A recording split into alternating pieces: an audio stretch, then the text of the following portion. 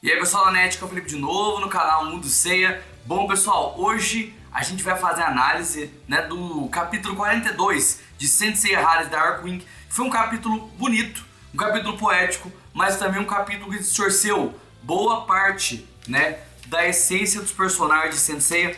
É claro que é um spin-off com conceitos e bases de premissa diferentes, mas eu queria falar muito sobre isso. Eu queria que você que não conhece Saint Seiya Hades Darkwing também ficasse nesse vídeo para se inteirar melhor, quem sabe começar a ler o mangá, e comentar sobre esse assunto aqui também. Mas antes disso, pessoal, se inscreve no canal, manda vídeo para os amigos de vocês e não esquece do like, para ajudar o trabalho aqui no canal Mundo Seiya. Também peço para quem quiser, quem puder, torne-se membro do canal Mundo Seiya. É só clicar no botão aqui, ó, clica no botão, seja membro, e aí com R$8 mensais você pode fazer parte do grupo de WhatsApp do canal Mundo Seiya e me ajudar de maneira indireta, de maneira direta na verdade, E para me ajudar de maneira indireta, é só você comprar mangá ou qualquer produto que você queira no meu link associado do Amazon, Então compra lá o seu Time Odyssey, seu Final Edition, o seu Lost Canvas especial, o Next Dimension 14, o episódio G4, em especial, os trabalhos da New Pop, que estão muito bem feitos, eu recomendo bastante, O episódio G da New Pop, volume 1, 2, 3, 4, Time Odyssey, parece que vai vir muito bom também, então eu recomendo. Pessoal, vamos lá então falar sobre o capítulo 42 de Saint Seiya Hades Darkwing, os Gêmeos Destruidores do Destino. Vamos lá?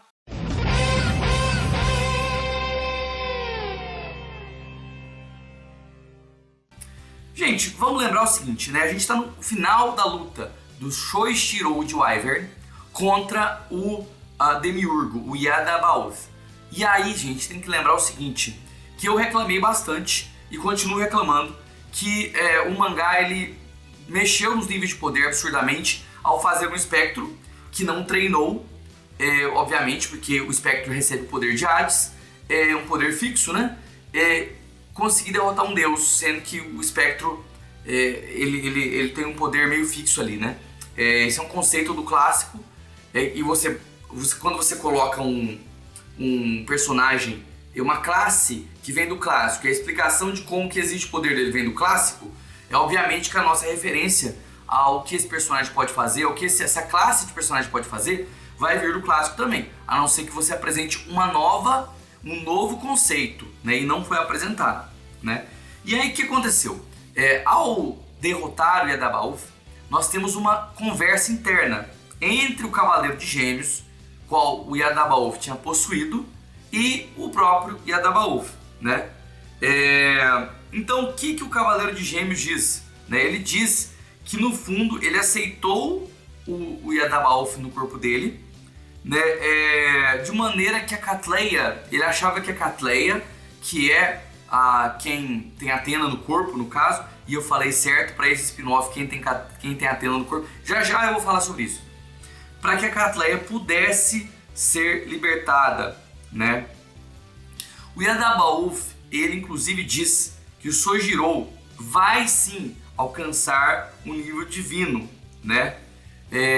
e diz que o seu irmão, o Shoichiro, ele derrotou derrotou o Yadabaoth porque ele não tem mais dúvidas, Então ele está deixando claro que para você ter poder, para você conseguir queimar o seu cosmo ao extremo e conseguir fazer o que você quer, você não pode ter dúvida, você tem que ir no foco ali, Isso aí é bem Saint Seiya mesmo, eu achei positivo, essa fala que o Yadabaoth teve, E aí, gente, o Sojiro, ele pede pro Yadabaoth e diz que quer o corpo de volta, Ele afirma, fala, quero meu corpo de volta, Porque até o momento tinha esses desejos no coração do Sojiro de não concordar com Athena possuir a Catleia,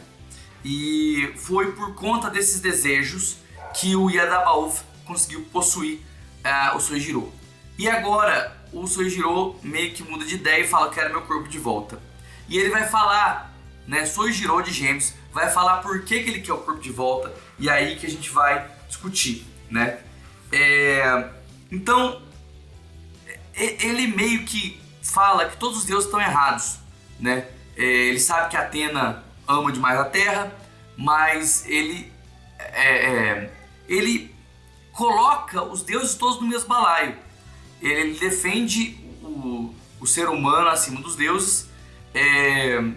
Ele quer que a Catleia não seja mais Atena, e ele coloca Atena como se Atena fosse culpada pelas Guerras Santas, junto com Hades e os outros deuses. Então ele, desde o capítulo anterior, quando ele coloca lá, ó, Hades tem a visão dele, Atena tem a visão dela, Poseidon tem a visão dele, os deuses dos céus têm a visão deles, até os deuses do norte, né, têm as visões deles. Então assim, ele está equacionando Atena e os outros deuses. Isso, gente, distorce completamente o sentido de Atena e Centeia, porque Atena e Centeia é uma deusa humana, é uma deusa que luta pelos humanos, que raciocina como os humanos e que no final se tornou humana. Quando o autor faz isso, ele está distorcendo a Atena que o Kurumada criou, tá? Claro, qual que é a premissa dessa obra? A premissa dessa obra é que Atena e Catleia são coisas diferentes. Não é Saori Kido é Atena, não é que Atena possui Saori Kido é uma alma humana separada. Não, Saori Kido é Atena. Mas aqui em Darkwing, Catleia e Atena são seres diferentes. Então meio que Atena possui a Catleia. Isso já está errado, tá? Então você vê, essa obra já está errada desde o começo, né? Nos conceitos, né? E assim, eu sei que é um spin-off, mas distorcer um conceito desse nível me incomoda muito, muito mesmo, tá? Muito mesmo. Esse capítulo ainda assim foi poético, e a visão do personagem é uma visão bonita, mas me incomoda, tá? Mas me incomoda pela distorção dos conceitos. E aliás, ele perguntou pra Catleia o que ela queria? Responde aí nos comentários. O Soijiro de Gêmeos perguntou pra Catleia se ela quer deixar de ser Atena? Né? Não, né? Bom, e aí ele vai dar o último golpe, né, simbólico ali, né, dentro da mente ali, para atacar o Yadabaoth, né?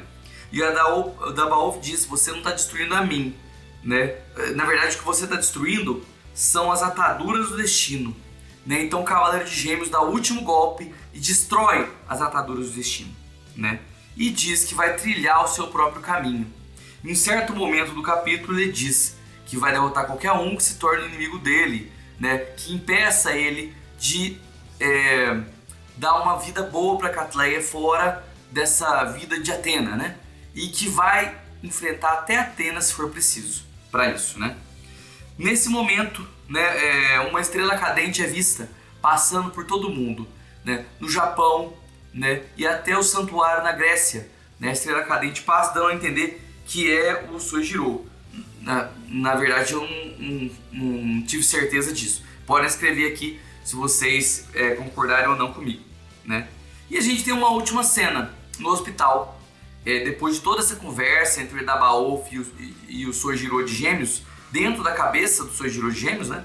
A gente tem uma cena no hospital, né? Mostra lá o Soijiro sendo tratado pela Eulalia de Escorpião, né? O Lucas Hagen, que era o espectro, tá vivo ainda, ele não morreu. O Basílio de Leão foi comprar boneco, foi comprar Clothmith, né? O mangá, ele não perde o senso de humor dele, né? Foi comprar Clothmith, né?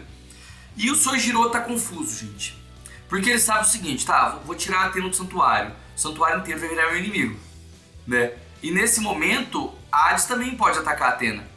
E tem outros inimigos fortes, como os servos de Yadabaoth, que eram Shedin e a Seirin, que foram embora, né? E agora? E aí, no final das contas, ele decide: eu vou deixar a Ordem dos Cavaleiros, eu vou deixar meu posto. Soijiro não é mais Soijiro de Gêmeos. E agora a história pode ir para qualquer lugar, gente. Então isso é uma coisa boa desse mangá, que agora a gente vai ter um arco completamente novo, onde novos personagens vão aparecer, novos personagens vão participar, né? E isso pode ser bem divertido pra gente. A gente vai ver mais coisas, né? Mais espectros, mais Cavaleiros de Ouro, mais Cavaleiros de Prata, Bronze, novas classes, tudo novo que a gente pode ver nesse mangá a partir de agora, né, uma nova história surgindo, né? Sojiro abandonando a Ordem dos Cavaleiros. Será que Sojiro vestirá uma nova armadura de alguma outra classe? O que vocês acham, né? Escrevam aqui o que vocês acham sobre isso, tá? O que vocês acharam do capítulo em geral? Incomoda também vocês essa distorção de conceitos que houve em Darkwing? Eu vou continuar acompanhando, como vocês sabem, o mangá tá ok, tá divertido de acompanhar e eu vou continuar acompanhando, tá? Mas sempre vai me incomodar quando distorcer alguns conceitos dessa maneira. Pessoal, muito obrigado, até mais, tchau, tchau.